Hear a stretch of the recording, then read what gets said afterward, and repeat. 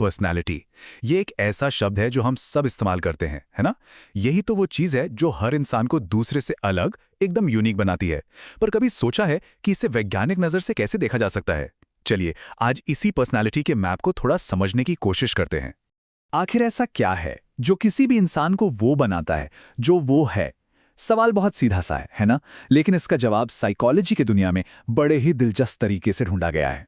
तो ठीक है, आगे बढ़ने से पहले क्यों ना सबसे पहले इसी शब्द को समझें।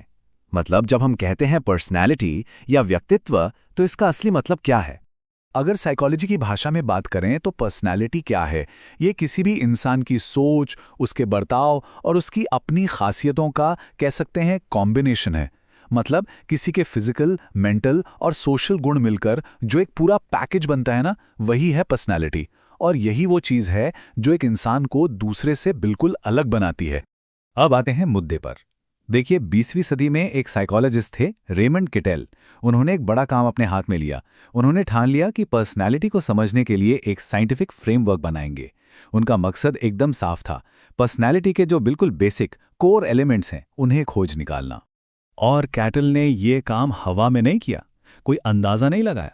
नहीं नहीं, उन्होंने एक बहुत ही सिस्टमैटिक, डेटा बेस्ड तरीका अपनाया।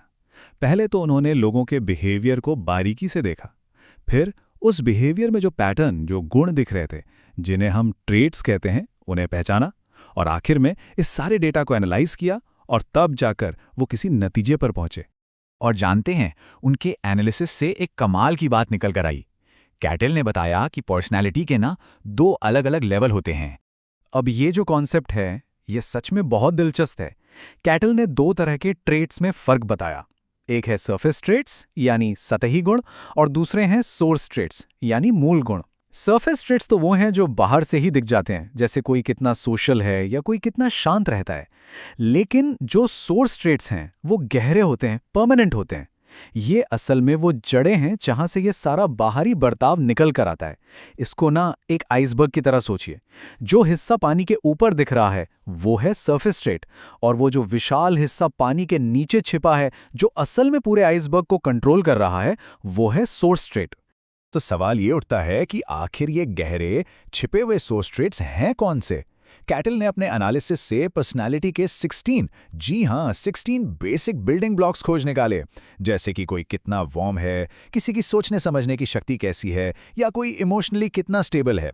देखिए, ये कोई मामूली बात नहीं थी। कैटल का मानना था कि उन्होंने किसी भी इंसान के कैरेक्टर की असली बुनियाद को पहचान लिया है। मतलब कोई कितना सामाजिक होगा या कितना स्ट्रेस लेगा, ये सब इन्हीं सोर्स ट्रेट्स पर डिपेंड करता है। यही वो फाउंडेशन है जिस पर पूरी की पूरी पर्सनालिटी की इमारत खड़ी होती है। और वो मैजिक नंबर क्या है? वो है 16। बिल्कुल, कैटल इस नतीजे पर पहुंचे कि हर इंसान की पर्सनालिटी इन्हीं 16 सोर्स ट्रेट्स के एक यूनिक कॉम्बिनेशन से बनती है। इनमें warmth, reasoning, emotional stability, dominance, ऐसे कई गुण शामिल हैं। कह सकते हैं कि ये 16 गुण ही हमारे पर्सनालिटी का डीएनए है, जो हर किसी में कम या ज्यादा मात्रा में होते हैं। ओके, तो ये 16 सोर्स ट्रेट्स की बात तो समझ आ गई, लेकिन इसका क्या फायदा? ये थ्योरी आखिर इतनी इंपॉर्टेंट क्यों है? तो देखिए, इसकी सबसे बड़ी बात यह है कि ये थ्योरी हमें ये समझने में मदद करती है कि कैसे इन्हीं सोर्स ट्रेट्स का अलग-अलग कॉम्बिनेशन एक पूरे और यूनिक इंसान को बनाता है। मतलब हम सब बने तो एक ही बेसिक सामान से हैं, लेकिन किसका मिक्सचर कैसा है, बस यही बात हम सबको एक दूसरे से खास बनाती है। जैसा कि सोर्स में भी कहा गया है, ये सिद्धांत ये समझने में मदद करता है कि कैसे गुणों का संयोजन एक व्यक्ति की संपूर्ण व्यक्तित्व रचना में योगदान करता है। मतलब ये सिर्फ 16 ट्रेट्स की एक लिस्ट नहीं है, बल्कि ये एक पूरा मैप है जो दिखाता है कि ये सारे टुकड़े जुड़कर एक पूरी तस्वीर कैसे बनाते हैं। और आखिर में ये हमें एक बहुत गहरे सवाल के पास लाकर छोड़ देता है। अगर हर किसी की पर्सनैलिटी इन्हीं 16 सोर्स ट्रेट्स पर टिकी है, तो किसी के भी व्यक्तित्व की असली बुनियाद क्या है? वो कौन से खास गुण हैं जो किसी को वो इंसान बनाते हैं जो वो हैं?